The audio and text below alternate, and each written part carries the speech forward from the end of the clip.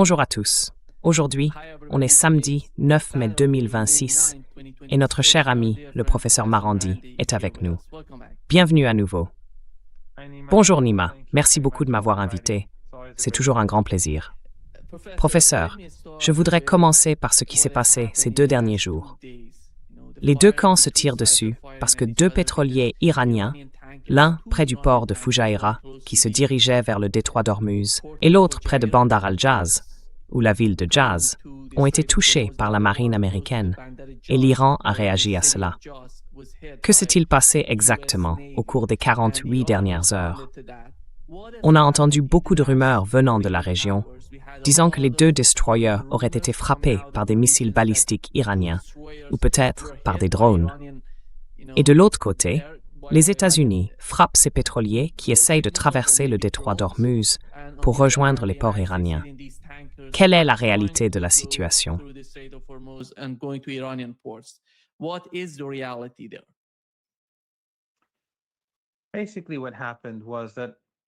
En gros, ce qui s'est passé, c'est que bien sûr, ce sont les États-Unis qui ont commencé. Et si on regarde les médias occidentaux, on croirait que c'est l'Iran. Le gouvernement américain fait aussi semblant que c'est l'Iran, mais en réalité, comme vous l'avez dit, ils ont commencé par frapper des pétroliers et ils ont tué plusieurs marins.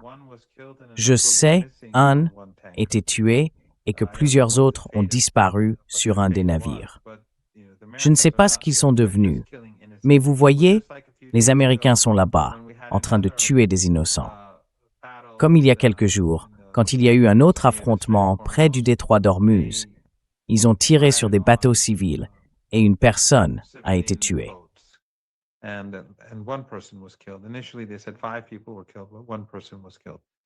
Au départ, ils ont dit que 5 personnes avaient été tuées, mais en réalité, une seule l'a été.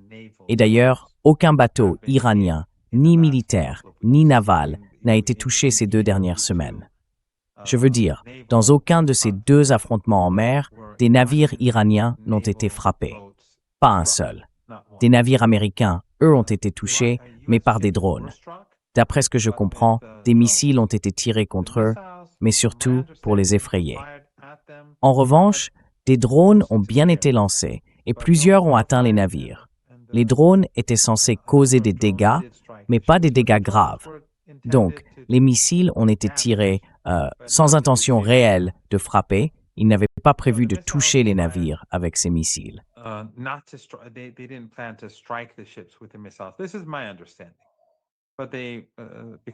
Voilà comment je comprends la situation. Eux, enfin, parce que si les missiles avaient touché les navires, ça aurait provoqué une nouvelle vague de tension. Et l'Iran, en ce moment, ne veut surtout pas être perçu comme celui qui lance une nouvelle agression. Bon, l'agression vient toujours des Américains, mais l'Iran ne veut pas apparaître comme la partie qui fait monter la tension, pour plusieurs raisons. La communauté internationale veut que tout ça se calme, et les Iraniens veulent continuer à être vus, comme ils l'ont été jusqu'ici, comme l'acteur responsable. Donc ils empêchent tout départ de navires, ceux qui viennent de ces 5 pays. Rappelez-vous, le détroit d'Ormuz n'a jamais été fermé. Jamais, pas même par les Iraniens.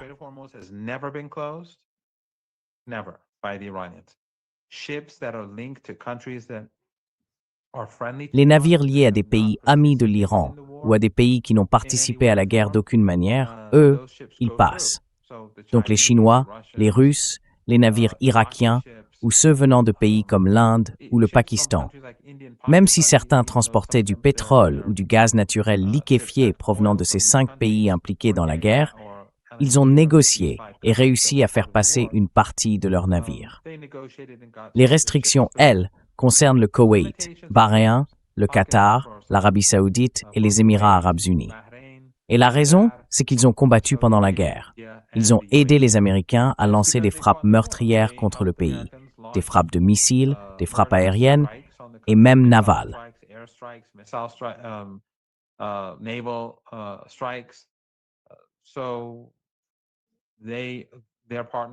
Donc, ce sont des partenaires de crime. Et il n'y a aucune raison pour que l'Iran laisse passer leurs navires par le détroit d'Ormuz dans de telles circonstances. Les Américains ont essayé de mener cette opération pour faire traverser ces navires. Ils ont échoué. Et je pense que cet échec, en soi, en est déjà la preuve. Peu importe ce qui s'est passé, ou la manière dont les Iraniens ont frappé les navires américains, ou même le fait que les Américains aient tué de simples marins et des civils, au final, la meilleure preuve de l'échec de Trump et de celui des forces américaines, malgré la propagande des médias occidentaux, c'est que pas un seul de ces navires n'a réussi à franchir le détroit d'Ormuz. Est-ce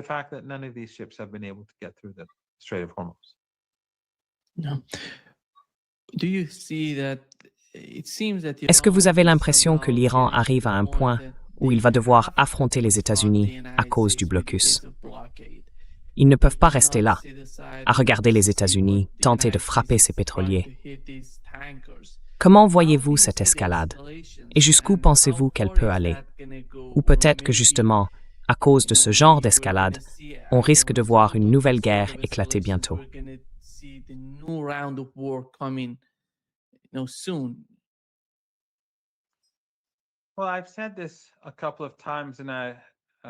Bon, je l'ai déjà dit plusieurs fois, et je ne veux pas, comme on disait autrefois, passer pour un disque rayé. Je ne veux pas répéter sans arrêt la même chose, au risque de donner l'impression d'être, le garçon qui criait au loup. Mais l'Iran s'attend toujours à une attaque majeure. Et bien sûr, ça fait déjà un bon moment qu'ils s'y attendent. Je crois que lors des 2 dernières émissions où j'étais invité, j'ai dit que l'Iran se préparait à une attaque imminente qui pouvait survenir d'une heure à l'autre. Et c'est toujours le cas aujourd'hui. Les Américains ont leurs forces en position, ils ont aussi amené beaucoup de matériel pour des opérations terrestres, et les Iraniens pensent qu'une attaque pourrait être imminente. Donc, les forces armées iraniennes sont en alerte maximale. Mais comme je l'ai déjà dit, c'est la situation depuis au moins 2 semaines maintenant. Je ne sais pas.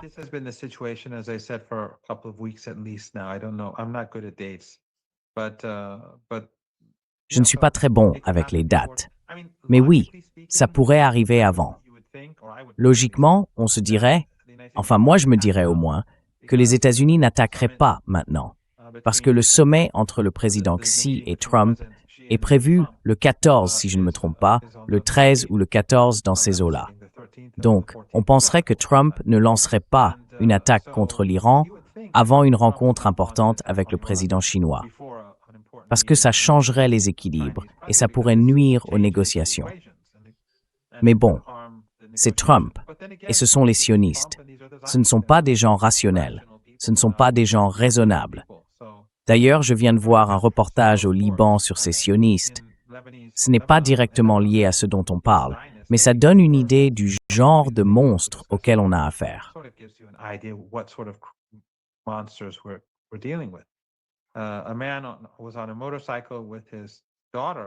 Un homme était sur une moto avec sa fille et ils ont essayé de le tuer. Il a fini par se séparer d'elle et il a été tué. Ensuite, ils ont poursuivi sa petite fille, ils l'ont percutée aussi et elle est morte à l'hôpital. Vous voyez, c'est ce genre de monstre auquel on a affaire.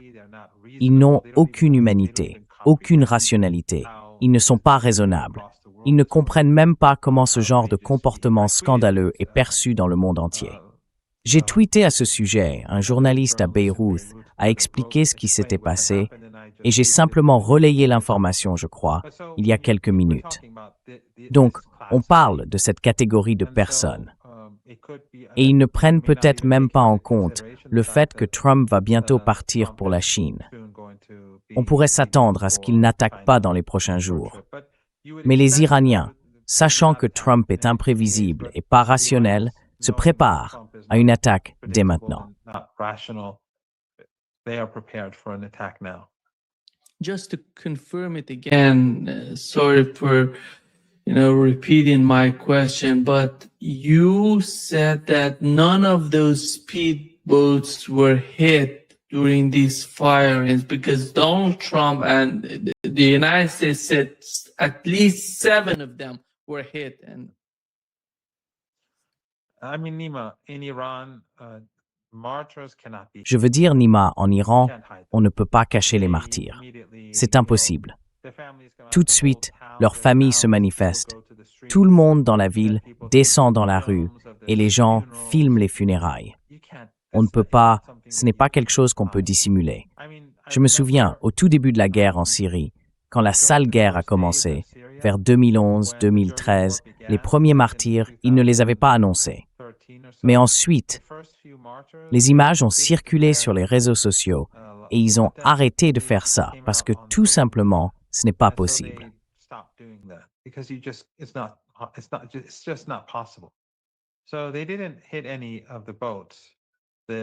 Donc, ils n'ont touché aucun des navires militaires. En revanche, ils ont tué une personne à bord d'un bateau qui, je crois, transportait des marchandises d'Oman vers l'Iran, un petit cargo.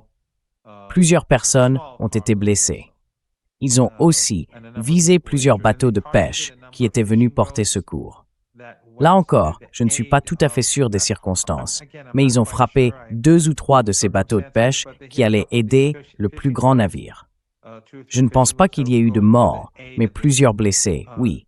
En tout cas, aucun navire militaire n'a été touché.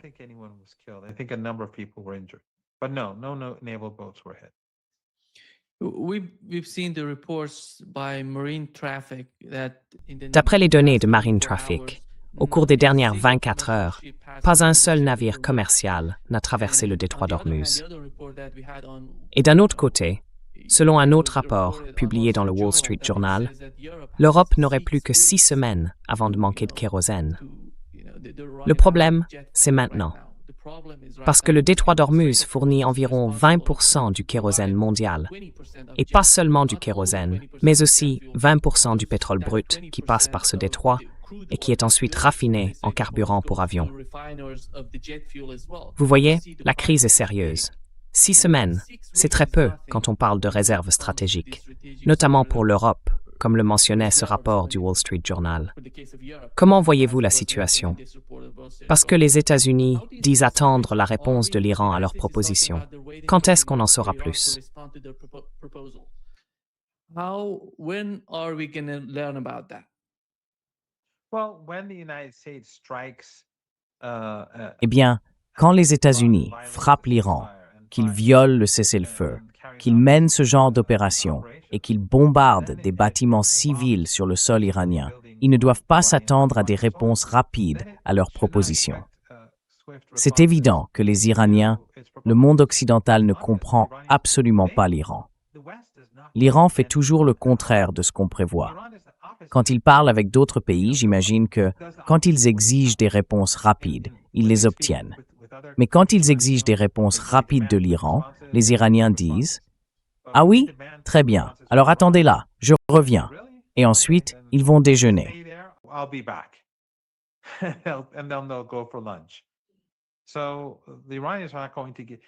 Donc les Iraniens ne vont pas leur donner le genre de réponse rapide qu'ils espèrent, pas quand ils se comportent comme ça et qu'ils attaquent l'Iran. Je pense que normalement, la réponse aurait déjà été transmise aux Américains. Mais là, c'est volontaire. Ils veulent leur faire comprendre qu'il n'y a pas d'intimidation possible, que l'Iran n'a pas peur d'une nouvelle guerre, ni de la poursuite de la guerre actuelle. L'Iran est prêt à se battre. Et je crois que le monde voit maintenant clairement à quel type de nation le régime Trump a affaire dans cette coalition du mal, cette coalition Epstein, à quoi ils sont vraiment confrontés.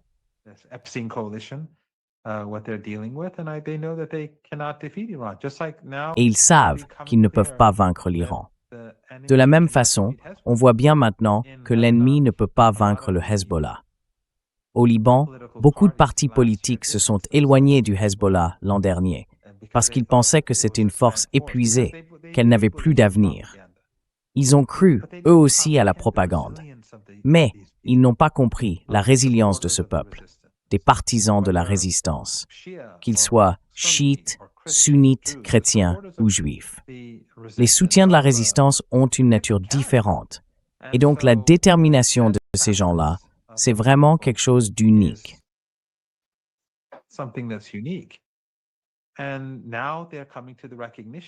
Et maintenant, ils commencent à reconnaître qu'ils se sont trompés dans leurs calculs, que le Hezbollah est en réalité une force bien plus puissante qu'ils ne l'avaient jamais imaginé.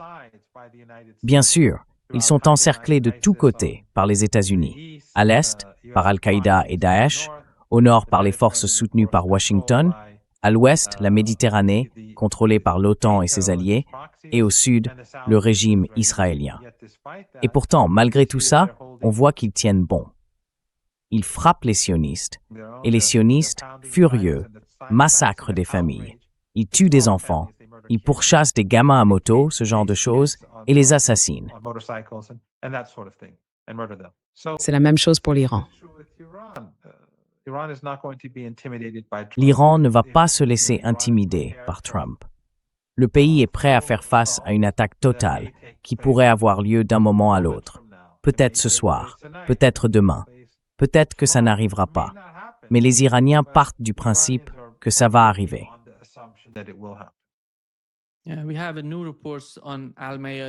Nous avons de nouveaux rapports sur Al-Mayadeen. Ils indiquent que l'Iran a détecté l'entrée d'un destroyer américain au large des côtes des Émirats arabes unis et qu'il en surveille les mouvements. Professeur Marandi, les Émirats arabes unis se distinguent des autres pays du Conseil de coopération du Golfe. Avant le début de cette guerre, on pensait qu'ils étaient tous pareils, qu'ils partageaient les mêmes politiques, qu'ils étaient tous des terroristes. Mais avec le temps, et surtout depuis le cessez-le-feu, on voit bien que les Émirats se comportent très différemment des autres pays du Golfe. Aujourd'hui, ils sont totalement liés à Israël. Ils veulent faire partie de cette logique israélienne dans la région, aux côtés des États-Unis. Et même lors des attaques d'il y a 48 heures, on a vu un responsable émirati donner les instructions de ces frappes contre l'Iran. Alors, où en sont les Émirats arabes unis aujourd'hui, dans l'esprit des responsables iraniens? Et comment se préparent-ils à faire face à cette nouvelle réalité concernant les Émirats?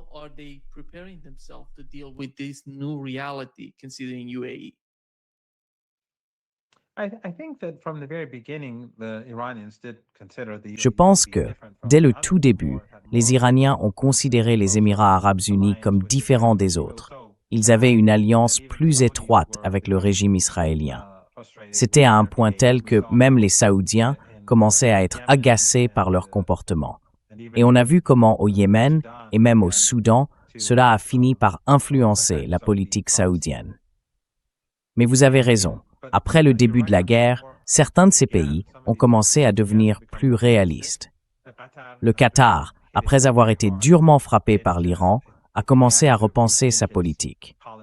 Et même si c'est toujours un relais des États-Unis, il n'y a aucun doute là-dessus, et que ses intérêts restent liés à Washington, il adopte aujourd'hui une approche plus pragmatique vis-à-vis de l'Iran.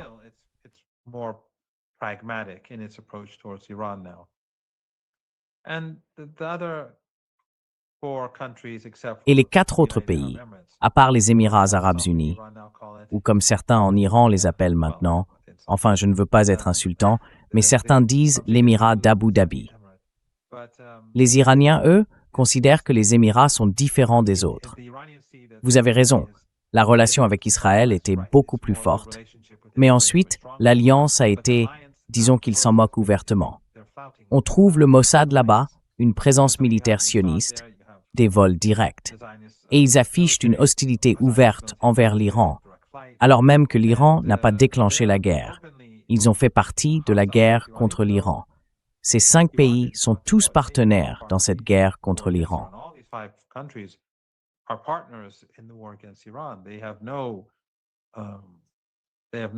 Ils n'ont aucune excuse pour ce qu'ils ont fait au peuple iranien. Alors maintenant, la politique de l'Iran envers les Émirats a changé. Et l'Iran dit qu'il va commencer à traiter les Émirats comme il traite le nord de l'Irak. Qu'est-ce que ça veut dire, le nord de l'Irak? C'est un allié du régime sioniste. Le gouvernement kurde à Erbil est très proche du régime israélien. Et bien sûr, il est aussi proche des États-Unis et de l'OTAN. Mais c'est un allié du régime israélien. Et donc, il permet à des organisations terroristes, même si le gouvernement central irakien ne l'accepte pas, de profiter de l'influence américaine en Irak, surtout dans le nord du pays, pour ouvrir des bases militaires.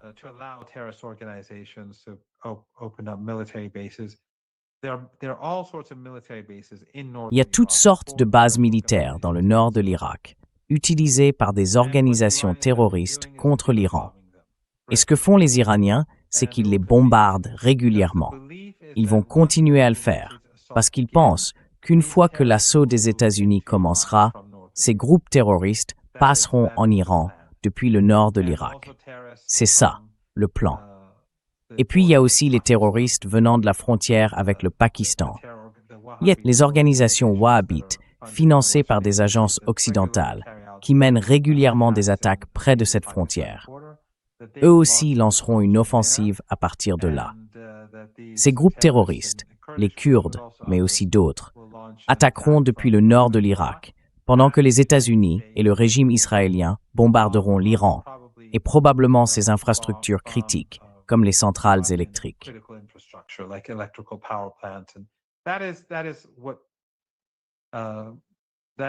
Et c'est exactement ce qu'ils disent pouvoir se produire. C'est ce pourquoi l'Iran se prépare.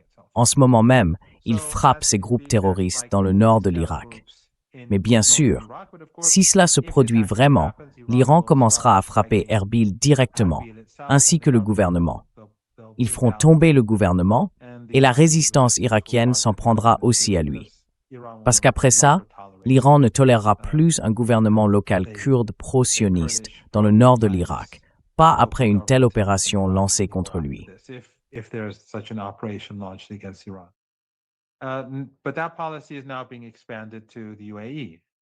Mais cette politique est maintenant étendue aux Émirats arabes unis. Et donc, les Iraniens disent en gros que désormais, si l'Iran perçoit une menace venant de n'importe où dans la région, Téhéran frappera. C'est un changement majeur. Je pense que votre public doit savoir qu'il s'agit de la troisième guerre lancée contre l'Iran par l'Occident et ses alliés. La première remonte à 1980, quand Saddam Hussein a été poussé par les Américains à attaquer. Et à l'époque, les pays du Golfe Persique lui ont donné à Saddam des centaines de milliards de dollars. À ce moment-là, les relations de l'Iran avec les Émirats étaient les meilleures parmi tous ces pays. Et cette situation est restée la même pendant 2 ou 3 décennies.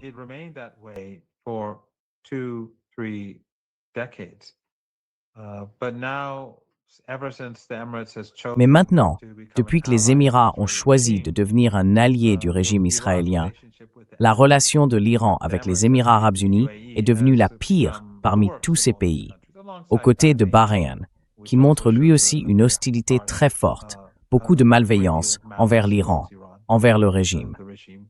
Mais le régime bahreïni n'est pas très important. Il ne pèse pas beaucoup. En revanche, les Émirats, eux, complotent beaucoup contre l'Iran. Et une grande partie des forces déployées dans la région sont basées aux Émirats. Les forces terrestres au Koweït, aux Émirats et à Bahreïn. Quant aux forces aériennes, à la puissance aérienne, une grande partie se trouve aux Émirats, en Arabie saoudite et au Qatar.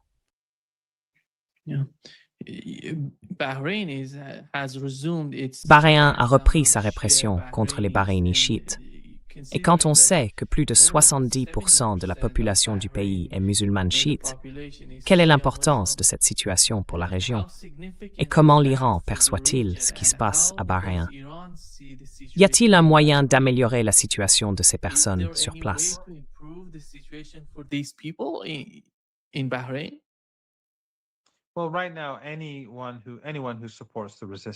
Eh bien, en ce moment, toute personne qui soutient la résistance est en très mauvaise posture. En Syrie, par exemple, il y a des gens de différentes origines ethniques, de différentes religions et confessions qui subissent une forte pression. Quiconque soutient la résistance a des ennuis. C'est pareil dans toute la région du Golfe Persique. Mais ce ne sont pas seulement les chiites. En ce moment, dans l'ensemble, à part les wahhabites et les salafistes financés par ces dictatures, je veux dire, le Qatar est un régime wahhabite, c'est son idéologie officielle. Et c'est pareil pour l'Arabie saoudite, même si Mohammed Ben Salman s'en est un peu éloigné. Mais à part eux, les gens dans la rue soutiennent la résistance.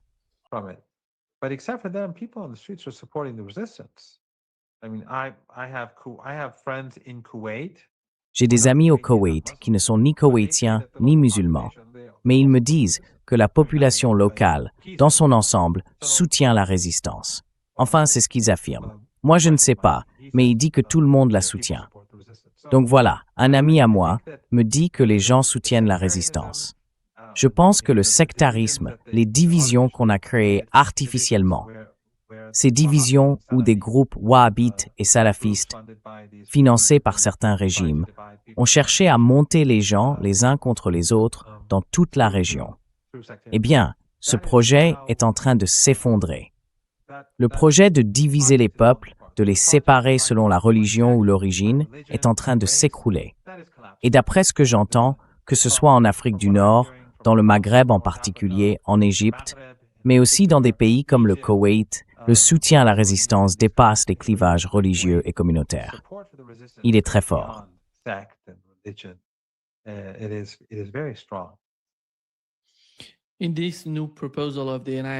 Dans cette nouvelle proposition des États-Unis, professeur Marandi, on sait bien ce qui se passe au Liban.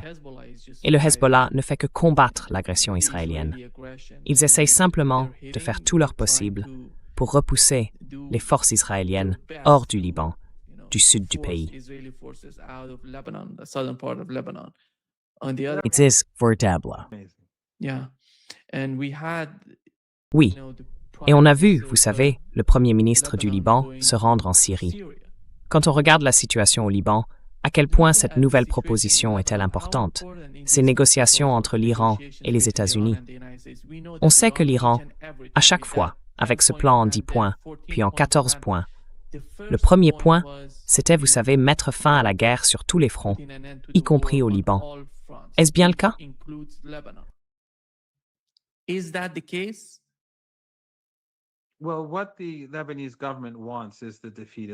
Eh bien, ce que veut le gouvernement libanais, c'est la défaite de la résistance. Je vais vous donner un exemple. Il y a beaucoup de réfugiés et on essaie de les étouffer financièrement. On ne les laisse même pas recevoir de soutien financier venant d'Irak ou d'autres pays, pas seulement d'Iran. Et quand les réfugiés ont voulu installer un lieu pour environ 3000 personnes, on les en a empêchés. On leur a dit non, ces réfugiés ne peuvent pas venir dans cette région du Liban. Donc, on essaie de faire souffrir la résistance et ceux qui la soutiennent, les communautés qui la soutiennent, pour les mettre à genoux, pour les pousser au désespoir. Mais ce sont des gens tenaces. Alors le Premier ministre libanais, le président, ce sont les ennemis de la résistance.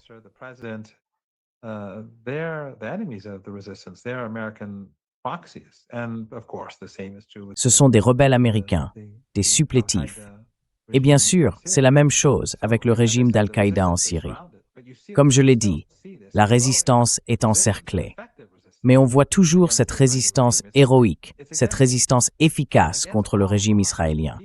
C'est contre toute attente, et les gens partout dans le monde devraient observer cela de près, ce que fait le Hezbollah et les sacrifices que font ses partisans.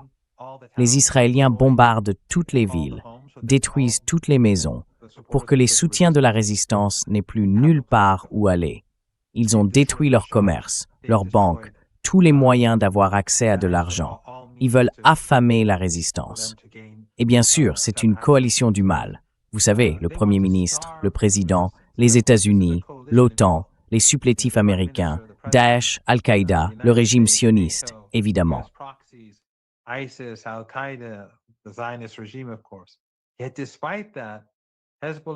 Et pourtant, malgré tout ça, le Hezbollah doit bien le reconnaître. C'est vraiment incroyable.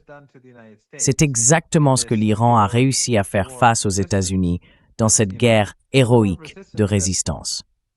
Une guerre de résistance que, soyons honnêtes, même nos amis à travers le monde ne pensaient pas que nous pourrions surmonter. Beaucoup en tout cas. J'ai beaucoup d'amis qui, après la fin de la guerre, m'ont dit qu'ils avaient eu peur que le pays s'effondre. Et beaucoup de gens pensaient que ça ne tiendrait pas plus de quelques jours. Aujourd'hui, leur regard sur l'Iran a changé. Vous avez vu ce qu'a dit le ministre iranien des Affaires étrangères à son retour de Chine. Les Chinois ont affirmé que le statut de l'Iran dans le monde s'était considérablement renforcé après la guerre. Et c'est pareil pour l'axe, pour tout l'axe de la résistance.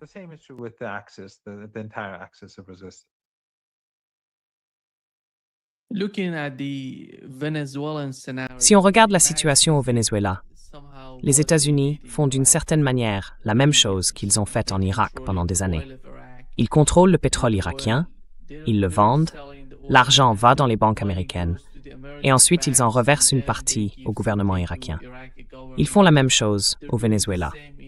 Et on vient d'apprendre que les États-Unis ont retiré 13,5 kg d'uranium enrichi du Venezuela.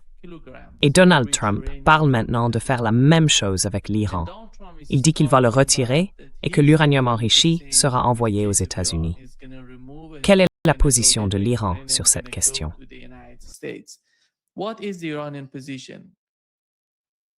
No, Iran won't accept that. No, Non, l'Iran n'acceptera pas ça. Aucun uranium enrichi ne quittera le territoire iranien. C'est la position de l'Iran. Je pense qu'après tout ce temps, les Américains auraient dû en tirer une leçon. Mais dans leur arrogance, ils n'y arrivent pas. Les Iraniens sont prêts à repartir en guerre. Comme je l'ai dit, nous sommes prêts pour la guerre. On pense que la guerre est toute proche. Les chances qu'elle éclate sont très élevées, mais ça n'intimidera pas l'Iran. Ces 2 ou 3 derniers jours, vous avez vu le secrétaire d'État américain et Trump dire qu'ils attendaient la réponse de l'Iran. Elle devrait arriver aujourd'hui, en principe. Mais l'Iran n'est pas pressé.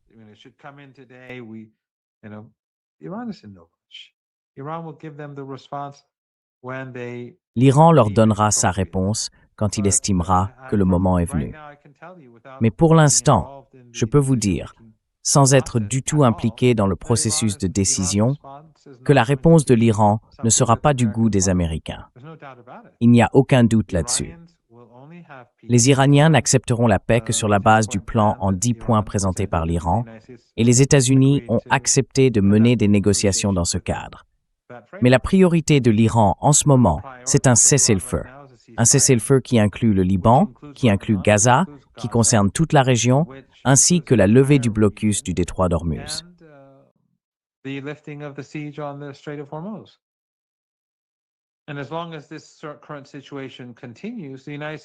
tant que cette situation continue, les États-Unis entraînent littéralement le monde vers le gouffre. Netanyahou et Trump entraînent littéralement le monde vers le gouffre. Chaque jour qui passe, la situation s'aggrave, et à un moment donné, elle va se détériorer beaucoup plus vite. Cette dégradation va devenir beaucoup plus visible, et je pense, beaucoup plus inquiétante pour les gens partout dans le monde. Mais l'Iran ne va pas chercher à apaiser les États-Unis. Donc, pour l'instant, la priorité, c'est le cessez-le-feu, la fin du blocus pour que les navires puissent entrer et sortir. Et avec un cessez-le-feu, l'Iran n'abandonnera ni le Liban, ni Gaza, ni quoi que ce soit de ce genre. Ensuite, on passe au plan en 10 points. Et après cela, on aborde le programme nucléaire et la négociation d'un accord nucléaire. Donc ça, c'est tout en bas de la liste des priorités de l'Iran.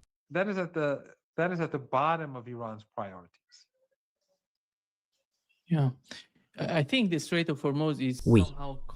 Je pense que le détroit d'Ormuz est assez complexe, parce qu'il ne s'agit pas seulement de pétrole, de gaz, d'engrais ou d'hélium.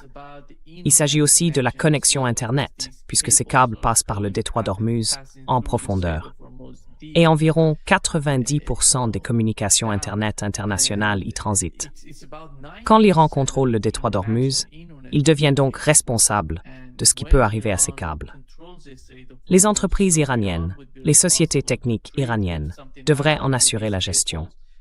Et la question, c'est de savoir si cela fera partie, parce qu'on a vu circuler de fausses informations en Iran, ils en parlent, si cela fera partie du nouveau mécanisme iranien prévu pour le détroit d'Ormuz.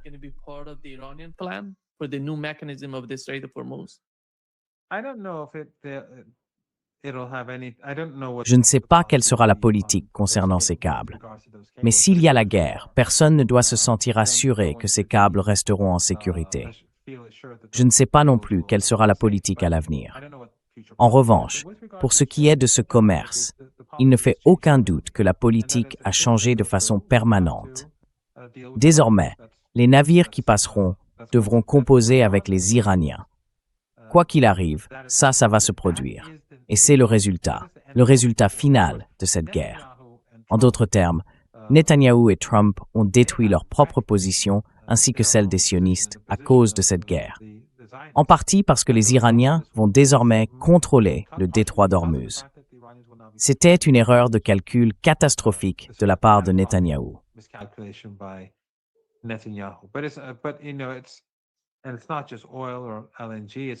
Et ce n'est pas seulement le pétrole ou le gaz naturel liquéfié. Ce sont aussi tous les produits pétrochimiques fabriqués dans les usines du même secteur, ainsi que l'aluminium et d'autres matériaux produits dans des industries très gourmandes en énergie un peu partout dans la région. Ces pénuries vont se faire sentir progressivement. Donc ce n'est pas seulement que les réserves de pétrole diminuent, toutes sortes de produits commencent à manquer et les chaînes d'approvisionnement vont se retrouver dans une situation très critique dans les jours et les semaines à venir. Et chaque jour qui passe, Trump ne fait qu'aggraver les choses. Trump, dans son arrogance, est incapable de trouver une solution. Pourtant, une solution existe.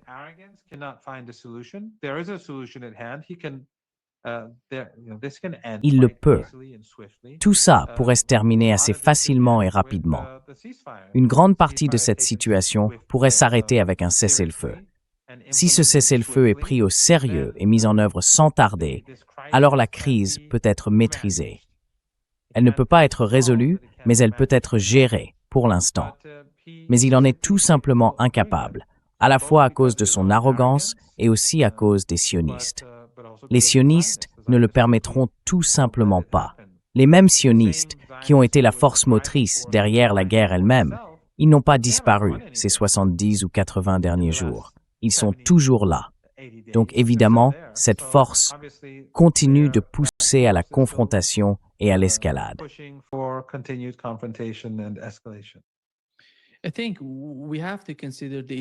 Je pense qu'il faut prendre en compte la position israélienne, parce qu'on ne peut pas l'ignorer.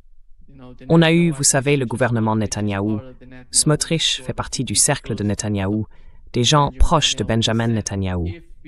Il a dit que s'ils veulent mettre fin à cette guerre, ils doivent accepter la nouvelle réalité, les nouvelles frontières d'Israël. Il parle de Gaza, de la Cisjordanie, du sud du Liban, du sud de la Syrie. Est-ce que selon vous, ça peut vraiment arriver? Parce qu'ils ne vont pas reculer, ils vont se battre. Et on sait que les actes de résistance vont faire la même chose. Je ne sais pas comment tout ça va se répercuter sur le cessez-le-feu dont vous venez de parler.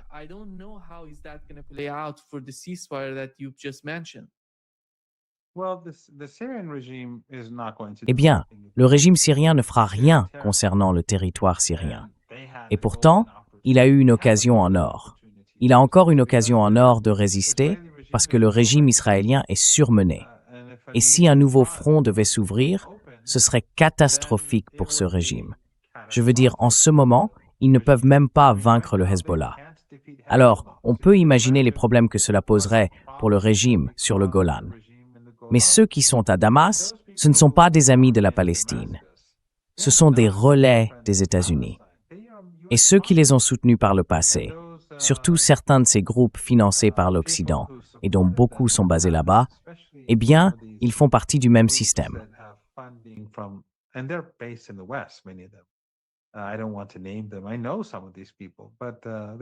Je ne veux pas les nommer. J'en connais certains, mais ils reçoivent leur financement du Qatar. Ils sont financés par l'Arabie Saoudite, par le Koweït, surtout par le Qatar. Le Qatar et Erdogan. Mais les gens qui ont soutenu tout ça, on les entend jamais dire. Et pourtant, ils prétendent soutenir la Palestine. On ne les entend jamais parler de la Syrie qui reprendrait son territoire à Israël, au régime israélien. Aucun d'eux ne dit ça. Ils se taisent tous. Ils n'ont jamais été de vrais défenseurs de la cause palestinienne. Et vous savez, ils touchent de bons financements de leurs maîtres à Doha et à Ankara.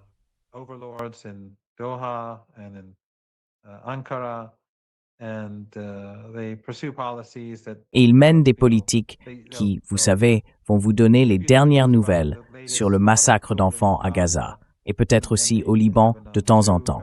Mais ils ne vont pas pousser la Syrie à se dresser contre le régime israélien. Ce n'est tout simplement pas dans leurs intentions. Vous voyez, ce n'est pas quelque chose qu'ils veulent poursuivre. Et c'est évident pourquoi. Le régime syrien ne le fera jamais de toute façon. Eux aussi sont liés à ces régimes qui les financent.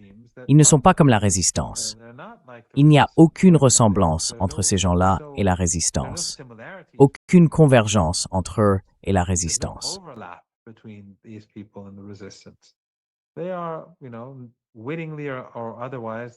Ils font partie, consciemment ou non, du projet sioniste au sens large. Donc si la Syrie entrait dans la bataille, ce serait trop pour le régime israélien. L'Irak la soutiendrait. L'Iran aussi. La Turquie d'Erdogan et le Qatar ne soutiendraient jamais une telle chose. Mais l'Iran, l'Irak et le Hezbollah leur apporteraient toute l'aide nécessaire s'ils décidaient de se battre. Mais ça n'arrivera pas. Au Liban, les Israéliens ne pourront jamais rester sans être attaqués. Et à Gaza, le Hamas et le djihad islamique ne vont nulle part. Ce que veulent faire les Israéliens, ce que veut faire le régime israélien, c'est créer des divisions au sein du Hamas. Ils veulent affaiblir à la fois la branche politique et la branche militaire, et surtout cette branche politique qui reste ferme.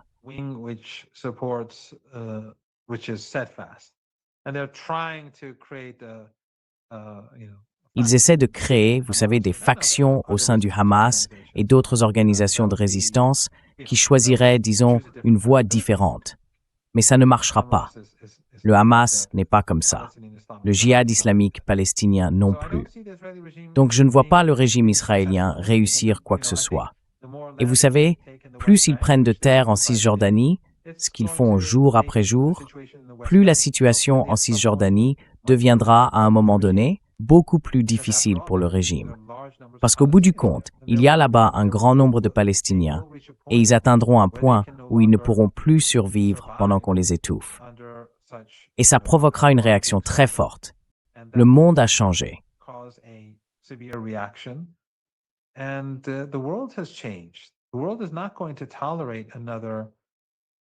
Le monde ne va pas tolérer un autre, vous savez, un autre génocide en Cisjordanie. Je pense que le régime israélien et les Américains sont aujourd'hui méprisés partout dans le monde à cause de ce génocide. Et à cause de cette guerre, ils détruisent l'économie mondiale. Et le monde, tout simplement, ne les supporte plus. J'ai déjà dit ailleurs que j'ai parlé avec de nombreux journalistes indiens qui étaient en Iran ces dernières semaines, et le constat chez tous ceux à qui j'ai parlé, c'est que l'état d'esprit en Inde a changé vis-à-vis du régime israélien. Alors si le régime israélien perd le soutien de l'Inde, imaginez ce qu'il en est ailleurs. Les choses ne vont pas bien pour ce régime. Donc voilà, désolé pour cette réponse un peu longue et pas très structurée, mais ce que je veux dire, c'est que c'est plus facile à dire qu'à faire.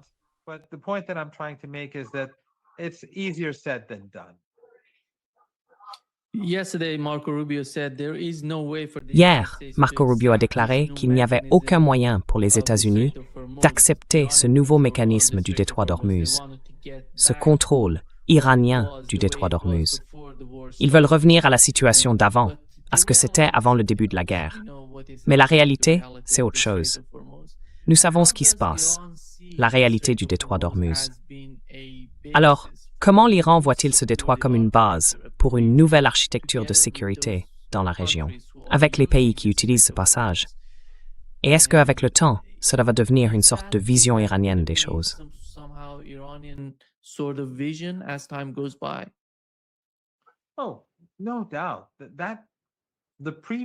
Ah, sans aucun doute. L'époque précédente est terminée. C'est fini. Il peut râler autant qu'il veut.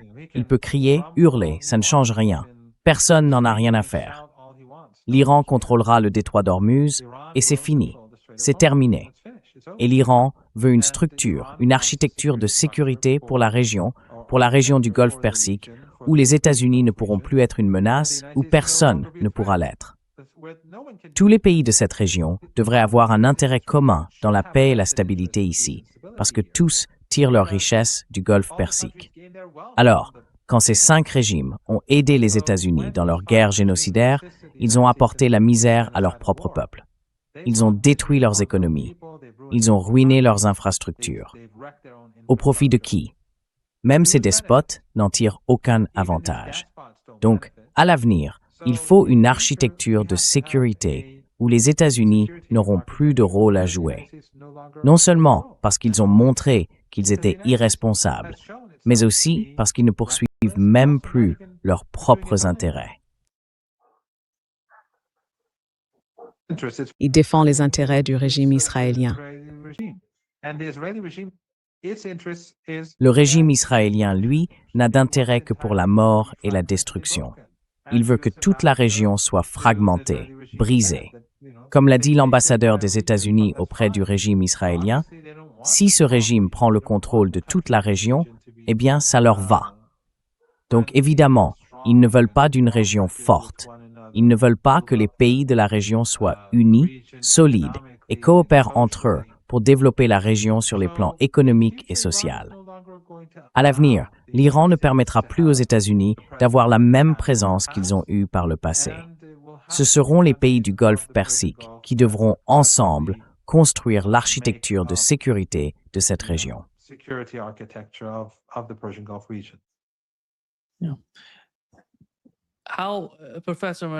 Professeur Marandi, comment se passe la communication entre l'Iran et les autres pays, en dehors de la région, qui dépendent du détroit d'Ormuz?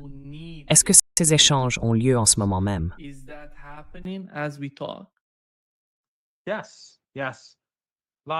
Oui, oui.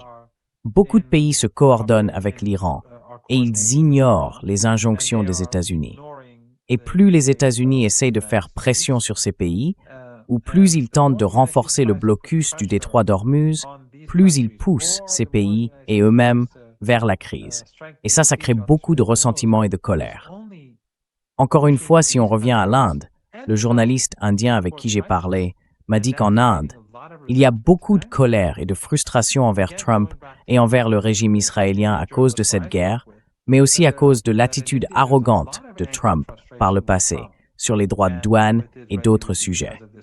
Donc, plus ce comportement continue, plus les États-Unis essayent de faire pression pour que les pays ne coopèrent pas avec l'Iran, plus la situation va se retourner contre eux, parce que tous ces pays ont besoin de l'Iran. Ils ont besoin de l'Iran pour pouvoir utiliser le détroit d'Ormuz. Voilà, c'est aussi simple que ça.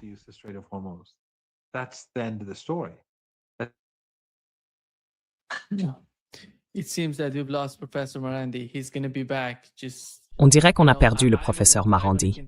Il va revenir. En attendant, j'aimerais continuer sur la relation entre l'Iran et la Russie, et aussi celle entre l'Iran et la Chine, qui, à mon avis, est vraiment essentielle. Il faut se souvenir de ce qui s'est passé. Pendant longtemps, vous vous rappelez, il y avait ces résolutions du Conseil de sécurité contre l'Iran, et la Russie comme la Chine restaient plutôt neutres, sans vraiment chercher à bloquer ces résolutions. Aujourd'hui, quand on regarde ce qui s'est passé au cours des 10 dernières années, c'est impressionnant de voir à quel point ces pays se rapprochent. Et maintenant, on a une sorte d'accord de sécurité, un accord entre l'Iran et la Russie, à la fois sur le plan sécuritaire et sur leur coopération en matière de puissance militaire et d'équipements utilisés par leurs armées.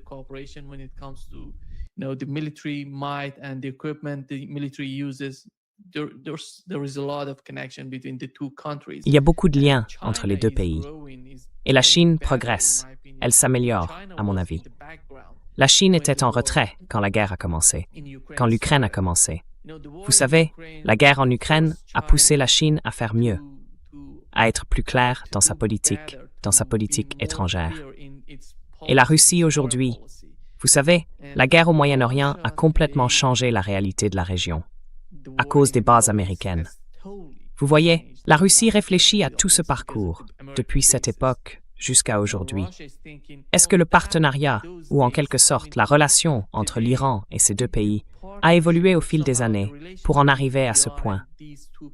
Est-ce qu'on assiste, selon vous, à une nouvelle forme de partenariat entre l'Iran et la Russie, entre l'Iran et la Chine?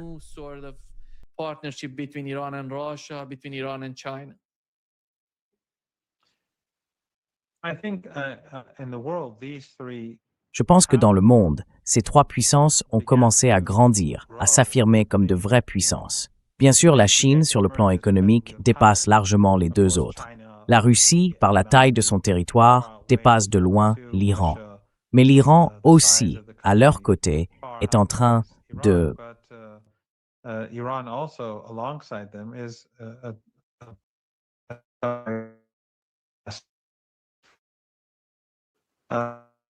Since 9/11 or over the last couple of decades, the tension Depuis une vingtaine d'années, between the United les States tensions and entre les États-Unis et la Russie n'ont cessé d'augmenter. and, Et c'est pareil avec la Chine, surtout après l'élection de Trump à la présidence. Mais la Chine, elle, est devenue beaucoup plus puissante.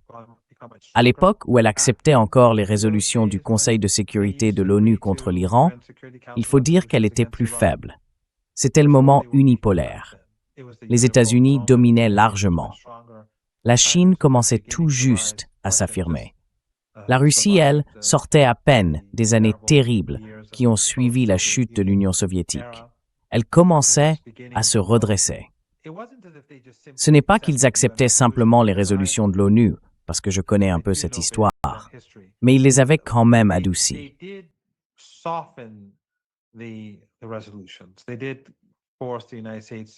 Ils ont effectivement poussé les États-Unis à retirer certains mots, à modifier ou à supprimer certaines phrases, ou encore à atténuer les passages les plus durs des résolutions qui étaient imposées. Ces textes ont été changés, oui, mais malgré tout, ils n'osaient pas vraiment s'opposer aux États-Unis. Mais aujourd'hui, la situation est différente. D'une part, parce qu'ils sont plus forts, et d'autre part, parce que les États-Unis les visent eux aussi, en plus de l'Iran. Et puis, ils considèrent que l'Iran est aujourd'hui bien plus puissant qu'avant. Si on regarde les déclarations du président Poutine lorsqu'il a rencontré le ministre iranien des Affaires étrangères, ou celles des responsables chinois lors de la visite de ce même ministre à Pékin, on voit bien que l'attitude d'après-guerre envers l'Iran a changé. Ils sont très impressionnés par les performances de l'Iran sur le champ de bataille, par sa résilience et par sa capacité de résistance.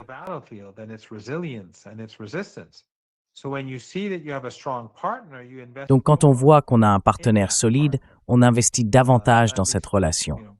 C'est ce que font en général les pays, les gens. L'Iran, bien sûr, c'est un peu différent. L'Iran, même si son partenaire est faible, mais qu'il le voit tenir une position de principe, il le soutient quand même. C'est assez unique, d'ailleurs. Il défend aussi ses partenaires les plus fragiles. Et il fait de son mieux. Il a toujours essayé, par exemple, d'aider ses alliés les plus faibles. Mais quoi qu'il en soit, les Chinois et les Russes considèrent l'Iran comme un pays fort. Ils se sont renforcés. Les États-Unis, eux, se sont affaiblis. Ils ont provoqué les deux. En fait, les Américains ont créé toutes les conditions pour que ces pays entretiennent des relations bien meilleures entre eux.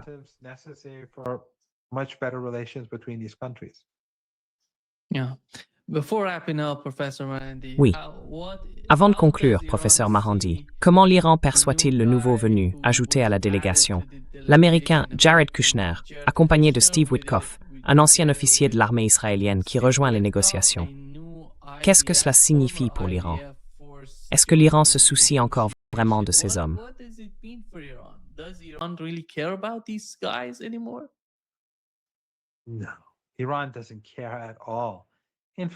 Non, l'Iran ne s'en soucie pas du tout. En fait, je pense que beaucoup de gens en Iran veulent voir ce genre de choses se produire. Parce que ça prouve aux Américains et aussi au public international, à ceux qui observent de près, à quel point les sionistes contrôlent les États-Unis. Les États-Unis ne sont pas dirigés par le peuple américain. Les États-Unis sont dirigés par les sionistes. Et le simple fait qu'ils décident qui s'assoit à la table des négociations, qu'ils dictent la politique, qu'ils puissent entraîner le pays dans une guerre alors que les gens ordinaires n'en veulent pas.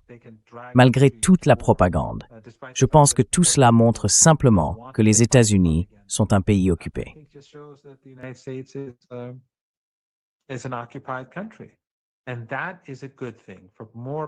Et c'est une bonne chose que davantage de gens le voient. Les États-Unis sont un pays occupé. Et ça, c'est dans l'intérêt de l'Iran. Sinon, avec ou sans lui, les Iraniens ne comptent pas sur les États-Unis pour voir la lumière et conclure un accord de paix avec l'Iran. Le mieux qu'on puisse espérer, à mon avis, et c'est une spéculation, c'est un cessez-le-feu. Un cessez-le-feu où le régime israélien serait contraint de se retirer du Liban, où les combats cesseraient à Gaza et au Liban, où les États-Unis retireraient leurs troupes et où le détroit d'Ormuz redeviendrait ouvert au commerce. Et on reviendrait à une sorte de guerre froide, comme autrefois. La seule différence, c'est que le monde change aujourd'hui beaucoup plus vite qu'avant la guerre. Et le destin de l'Empire, à mon sens, est déjà scellé.